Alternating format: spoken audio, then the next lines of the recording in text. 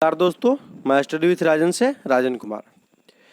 यह 63वीं बीपीएससी के RTI top 26 जो रैंक के हैं उनका कॉपी है। इस कॉपी में उन्होंने 190 नंबर प्राप्त किया है। हम लोग इस कॉपी को देखते हैं कि उन्होंने कैसे स्टैटिक्स में 66 और हिस्ट्री और करंट में अदर नंबर प्राप्त किए हैं।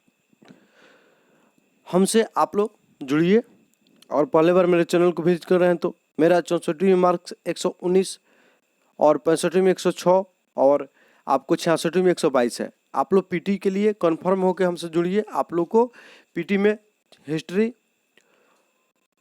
बिहार स्पेशल और करंट के लिए कहीं और जाने की जरूरत नहीं पड़ेगी। आप लोग यहाँ से 90% क्वेश्चन मेरे स्ट्रेटजी से ला सकते हैं। मेरा और वीडियो देखिए और हम पे विश्वास करके आप लोग जुड़ सकते हैं। चलिए शुरू करते हैं इस वीडियो को।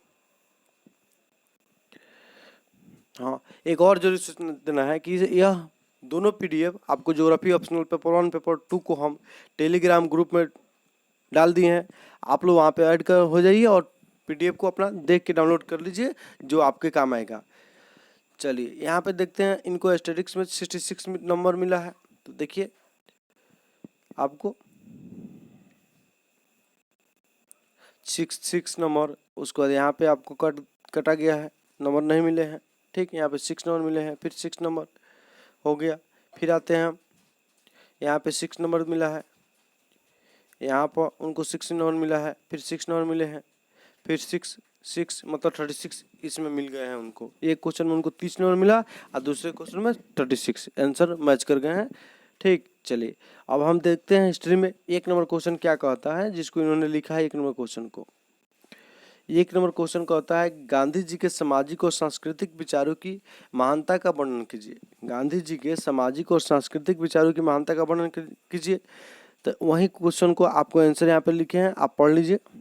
गांधी के विभिन्न विचारों समेत सामाजिक और सांस्कृतिक विचार वर्तमान समय में भी थोड़े बहुत अंतर के साथ आज भी प्रासंगिक है। मतलब गांधी जी के जो भी विचार है उसको प्रासंगिक बताते हुए उनके विचार की क्या आगे और बढ़ते हैं, क्योंकि महानता पूछता है तो महानता में प्रासंगिकता आइए जाएगा। तो गांधी के राजनीतिक विचार बताए हैं, कैसे आपको प्रासंगिक है उसको बताए होंगे। अन्ना हजारे का आंदोलन यहाँ पे बताया जा सकता है। समाज में आप भी असमानता है उसको बताया जा सकता है। ठीक, गांधी जी के विचार जो हैं वो आज समाज में असमानता या अस्पृश्यता की घटना कहीं कहीं देखने को मिलती है, उसको यहाँ अभी संप्रदायवाद जो है इसको समाप्त करने में आप गांधी जी की भूमिका को ले सकते हैं, या बढ़ते पूंजीवाद और गरीबी की बढ़ती मात्रा को भी गांधी जी के साथ जोड़ सकते हैं। उसी तरह से सांस्कृतिक विचार देख सकते हैं, राम राज्य के अनुसार क्या करना, भारत में शांति लाना और धर्मनिरपेक्ष विचारधारा इनका अपनाना। ठीक, ये आपको उनके सांस्कृतिक विचार हो जाएंगे। उसके बाद शिक्षा के क्षेत्र में आपको स्वदेशी शिक्षा पर बल देते थे, जो आपको रोजगार परक शिक्षा हो, जो आज कौशल विकास की योजना जो चल रही है यहाँ से इनको हम ऐड कर सकते हैं। तो यहाँ पे आराम से देख सकते हैं आप, जैसे वर्धा योजना सम्मेलन में इन्होंने अपने शिक्षा का विचार प्रकट किया था। ठीक, चलिए तो ये गांधी जी के शिक्षा से संबंधित विचार है।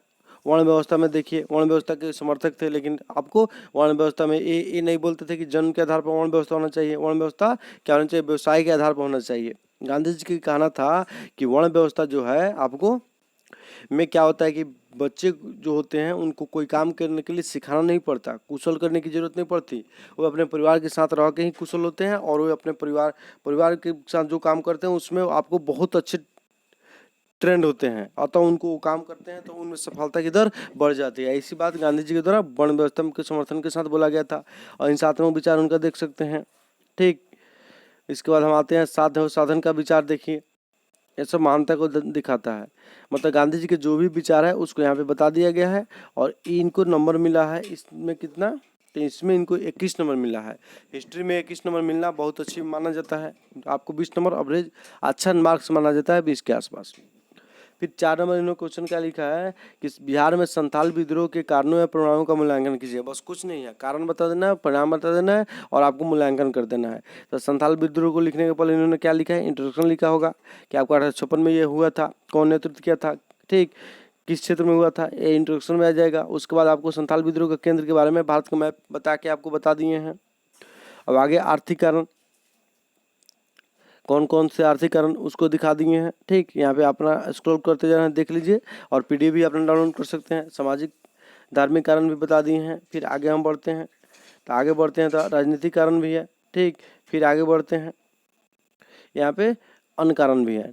अन्य कारण में आपको स्क्रॉल करके देख लीजिए कौन कौन से कारण है। ठीक, उसका दिक्कू की बढ़ती गतिविधि और नवीन प्रवृत्ति भी जो है आपको दिक्कू बाहरी लोगों को कहते थे, वो भी आपको संथाल विद्रोह में प्रमुख कारण की भूमिका निभाया। उसका तात्कालिक कारण जो दुर्गा की हत्या हुई थी बेगार के लेकर, उसको दिखाया गया है।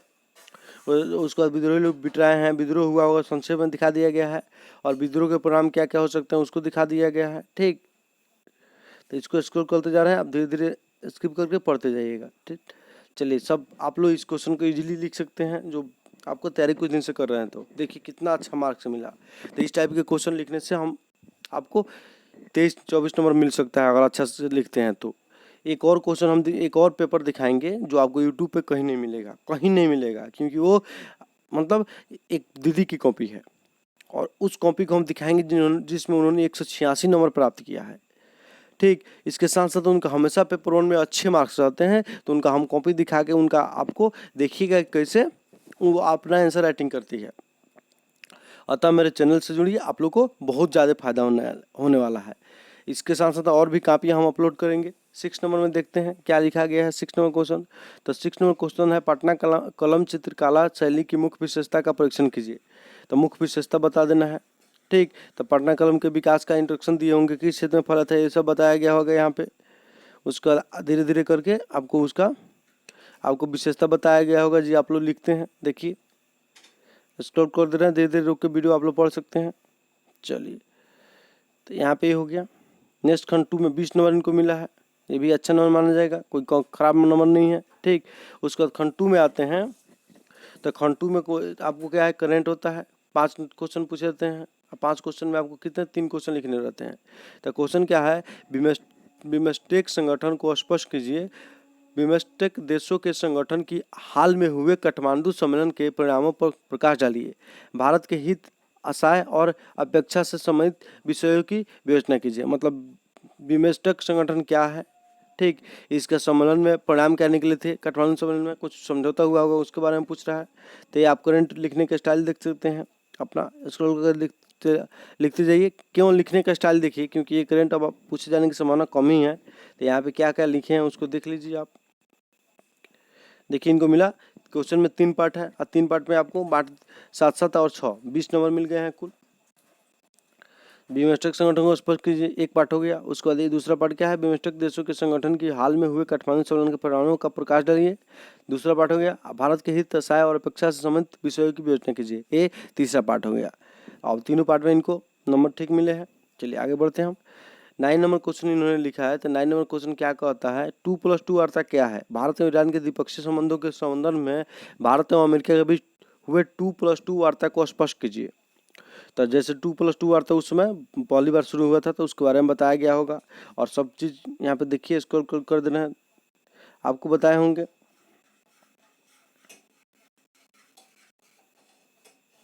तो इसमें इनको मिला है कुल कितना, 21 नंबर। इस क्वेश्चन के भी 2 पार्ट है। 2+2 वार्ता क्या है, 7 नंबर हुआ। और दूसरा पार्ट में आपको 14 नंबर मिला है। भारत एवं ईरान के द्विपक्षीय संबंधों के संदर्भ में भारत एवं अमेरिका के बीच हुए 2+2 वार्ताओं को स्पष्ट कीजिए। ठीक, तो इनको अच्छा नंबर मिला 21 नंबर। फिर आगे तीसरा क्वेश्चन देखेंगे हम। तीसरा क्वेश्चन क्या है इनका, तीसरा क्वेश्चन होगा आपको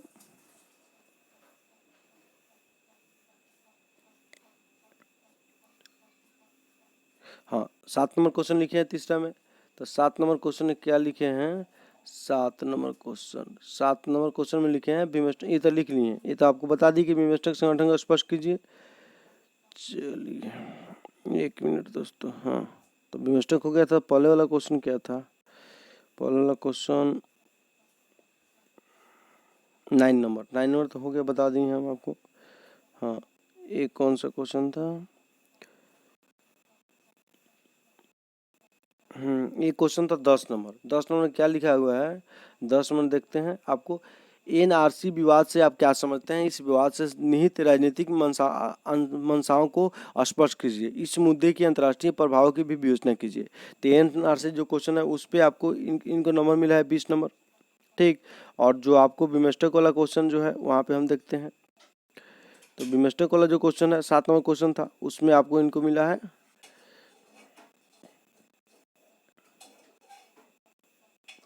19 नंबर। तो इस तरह से इन्होंने अपना पेपर 1 में 190 नंबर प्राप्त किए हैं। टेलीग्राम से जुड़ के आप लोग इनके कॉपी को डाउनलोड करके आप अपने से देख सकते हैं। चलिए ठीक है, तो हम कल एक और कॉपी आपको प्रोवाइड करेंगे, जो मतलब हम लोग को मतलब दीदी लगेगी उनकी कॉपी है। उनके कॉपी में आपको 186 नंबर मिला है 360 के एग्ज़ाम में। चलिए ठीक है दोस्तों, नमस्कार।